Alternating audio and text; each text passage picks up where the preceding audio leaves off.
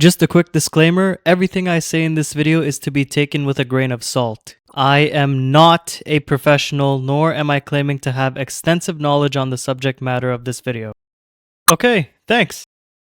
Alright, it's time to talk about something that I've been seeing a few YouTubers, most notably PewDiePie, talk about recently. And that's switching over from Windows to Linux. Linux is older than me, so why are people now talking about it? Well, simply put, Windows sucks now. It seems as though since the release of Windows 11, every new Windows update manages to break something. Just search up Windows Update on Google and you'll see for yourself.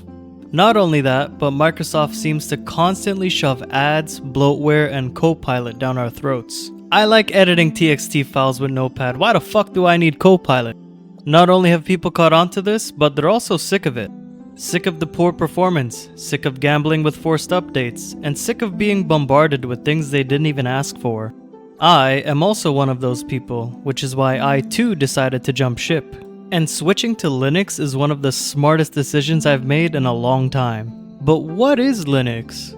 It's an operating system, or OS for short. This is responsible for managing a computer's software and hardware resources. Windows is also an OS, and so is macOS. I mean, OS is in the name. They do the same thing, but have a different way of doing it.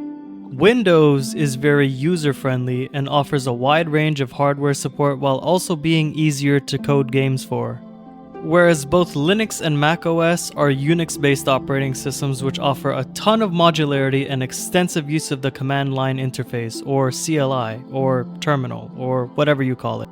I'm not gonna get into the nitty-gritty of multi-threading or how their file systems work because this isn't a college course. All you need to know is that Windows is good to use right out of the box, and Linux is going to require a bit of work to get going. As for macOS, it really depends on what you're using it for. I'm a software developer who actually uses a MacBook for work, so I had to do some setup, but most people can just use it right out of the box. Anywho, it's the actual work that's required to get situated with Linux that throws people off. But the truth is, it's really not that much work to set up. And right off the bat, I'll say that it's worth it. You get an operating system that is more reliable, customizable, and secure, all while being open source. That basically means it's free. Anyway, let's talk about how I even got here. It all started with the Windows update that pissed me off just a little too much. The straw that broke the camel's back. The last drop that made the cup run over. Once again, Windows forced my PC to perform another update, and every time this happens, I jokingly ask myself, what'll this Windows update break this time around? And oh boy did it break some shit. Half the time, my PC wouldn't even connect to my monitors, and when it did, the displays kept flickering, the refresh rates would get reset to 60, and games would just crash on me. It was so bad that I had to reinstall all of my drivers, and even that was giving me problems. Eventually I got it fixed, or at the very least I got it to the point where the issues weren't as frequent, but it really bothered me that one Windows update caused so much trouble on a perfectly working PC. It was at this point where not only was I screaming profanities about Microsoft while in the Discord call with some friends, but I explicitly said, at this rate I'm better off switching to Linux. And keep in mind, I said this as a joke to make the homies laugh at my frustration, but I guess the folks over at Google overheard me because the next morning while doing some cardio, I decided to put on a YouTube video as background noise rather than bump some Kanye West, which in itself is a rare phenomenon. That's when I saw it in my recommended, the video that changed the course of history. My history at least. A video by a man who goes by Tony, because his name is Tony, called Windows to Linux Survival Guide 2027. Bro, we're in 2026, this man's from the future. Now look, I know there's plenty of videos and guides online for switching from Windows to Linux, but this one just clicked with me. I watched the whole thing and I highly recommend you do it too. It's basically a no BS guide on ditching Microslop to install CachyOS, which is one of many Linux distributions out there. Oh yeah, Linux comes in many flavors called distributions, or distros for short. There's a lot of them and they all have different uses. Back to Tony's video, he shows you how to install CachyOS, which is a distro that looks exactly like Windows 10, minus the shit. It's also based on Arch, so you could technically tell people that you use Arch and watch the Linux freaks who actually went out of their way to install Arch just crash out because you didn't do it all through the command line with no guide. These guys are the equivalent of the people who clown on your Elden Ring build because you're not level 1 using bare fists while taking no damage and having your hands tied behind your back. Straight bitchless behavior, by the way. Anyway, back to Tony's video. He also goes over how to use the terminal to install applications with Pac-Man, which is something that's very important to know, as you'll see shortly. He also talks about gaming, particularly how games perform on Linux, and I was surprised at just how well games perform on Linux. This led me to doing some more research on gaming in Linux, and I found this video by Finley Ardov, hope I pronounced that name correctly. He basically tries out different games on Linux to see how well they perform, but most notably he shows off a website called protondb.com. You can use this website to check a game's compatibility on Linux and the Steam Deck, which also runs on Linux. The general rule of thumb, which Finley Ardov mentions in his video, is that if a game is rated gold or higher, it'll run right out of the box. Some games may need a little bit of tweaking, but in my experience I haven't had that issue yet. Of course, once I watched the video, I knew I had to check to see if the greatest game ever made was on there, and lo and behold, Dark Souls 2 Scholar Edition is platinum rated. That being said, I've seen enough to convince me to make the switch. But before I talk about the actual process of switching over, I want to give you a little warning. There are a lot of games and programs you cannot use on Linux because they just don't run on Linux yet. The most notable examples are any Adobe Creative Suite applications like Photoshop or Premiere Pro, which sucks because that's what I used for editing videos and thumbnails. Luckily, there's a bunch of open source alternatives for those applications that do run on Linux, but that's just something to keep in mind. And the chances are that if you do have an application that does not run on Linux, there's most likely an open source alternative that does run on Linux. Additionally, most online multiplayer games with an anti-cheat do not run on Linux. For example, the newest Call of Duty games are all labeled as borked on ProtonDB because of their use of anti-cheat software which checks to make sure you're on Windows when playing the game. That being said, please make sure before you go through with swapping to Linux you do these two things. Back up whatever files you need and make sure whatever games or programs you use are Linux compatible. If everything is good and you got your files backed up, you can go right on ahead. Now let's talk about the actual process of switching, or at least my experience with it. To get ready for the switch, I made sure to back up all of the files I needed because I'm wiping my boot drive for this installation. Honestly, I didn't need to back up much since the majority of my files aren't even on my boot drive.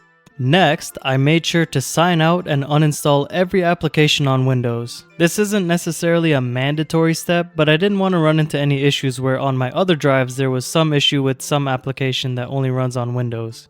Afterwards, I followed Tony's steps to set up the Ventoy USB with CachyOS and actually install it. One thing to keep in mind is that when in your BIOS, you want to make sure that the secure boot option is turned off. Within a few minutes, I was officially done with Windows. That's it. It's really easy to completely free your PC from the clutches of Microslop. But the installation is just the beginning. Now it's time to use the terminal. It may seem a little intimidating, but it's not as bad as you think. Since I'm on CachyOS, I installed everything with Pacman. It's basically a package manager that's used to install and uninstall programs. Each Linux distro has their own package manager, and regardless of which one you have, it's a good idea to learn how to use it. The good thing about package managers is that it removes the whole guessing game of whether or not you downloaded the right file from the internet, since package managers usually verify all of their available packages. And honestly, the only commands you really need to know for your package manager and Linux in general for most people is how to update your packages, how to install packages, and how to uninstall packages. That's pretty much it. Now when it comes to drivers, you don't need to worry about most drivers because they come built into the OS. I can't make this shit up, bro. This is amazing. And it also means you're spending less time setting up your PC to actually play some games. Now, I haven't tried out other clients as of yet, but Steam works perfectly fine. As of recording this video, I have tried all of the games you see on my desktop screen and they all run perfectly fine right out of the box. Most notably, Yakuza Kiwami 2, which stuttered and crashed a ton when I was on Windows. Also, Bloodborne on Shad PS4 works. That was one of the first things I checked before even switching over, and I'm glad that it's working perfectly fine. Truth is that all of these games run very smoothly on Linux and arguably better than they did on Windows. And it's not just out of sheer luck either, because if you look at your system monitor, which is basically Task Manager, you'll see that hardly any resources are being used, which goes to show you just how unoptimized Windows is. And because my hatred for Microslop runs deep, I also installed CachyOS on an old laptop that was collecting dust in my closet, and surprise surprise, it actually runs without stuttering every time I move the mouse. Who would have guessed that swapping operating systems was all it took to improve the overall PC experience tenfold? I will say that some things did require me to go online and search how to do certain things, but it was usually just searching which command I needed to enter in the terminal. And I understand that it could be tedious or downright frustrating for some people, which is why instead of ripping into Microslop and Windows like I originally intended to, I'm instead gonna give them credit where credit's due. It's probably because the majority of people with a computer are on Windows, but it is a very user-friendly operating system for the average PC user. Everything can be done from a UI, whether it's on Windows itself or an application that runs natively on Windows.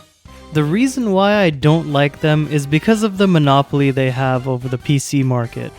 It's at a point where game and application developers prioritize Windows compatibility, since that's the OS that the majority of people are using. And it's not just personal computers either. Many companies adopt computers that run on Windows, and for the cherry on top, they also use Teams, Outlook, and Office products. My company does this, and I even have the good old ThinkPad that I hardly use because 1. Developers get MacBooks, which are way better for the dev work that I do, and 2. Every time I update Windows on my ThinkPad, something breaks, which directly impacts how I do my job.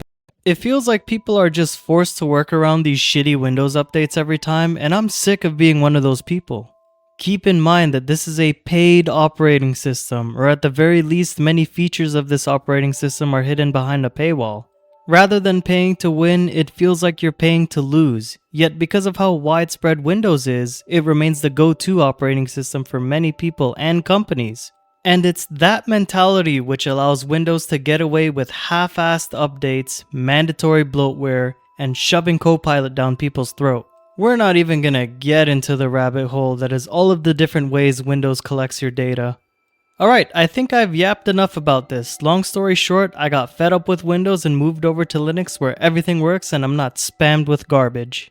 Yes, I can't play most multiplayer games anymore, but they're all pretty toxic anyway, so it's probably for the best. Games run great, OBS and most software I use for videos work on Linux, and as for the Adobe thing, I found good open source alternatives thanks to this video. I guess for my closing remarks, here's what I gotta say. If you're a Windows user that's skeptical about switching over to Linux, ask yourself what you really want out of your computer. After all, the P in PC stands for personal, so why not make your computer feel more personal? Yes, it may require a bit more work to get it the way you want it, but it's yours. This is why I love open source software, because once you install it, it's yours to keep. You're not paying for a license to use it, which is sadly what many pieces of software seem to be nowadays. The worst ones are the paid subscriptions like Adobe, who seem to always be jacking up their subscription fees for their Creative Suite applications.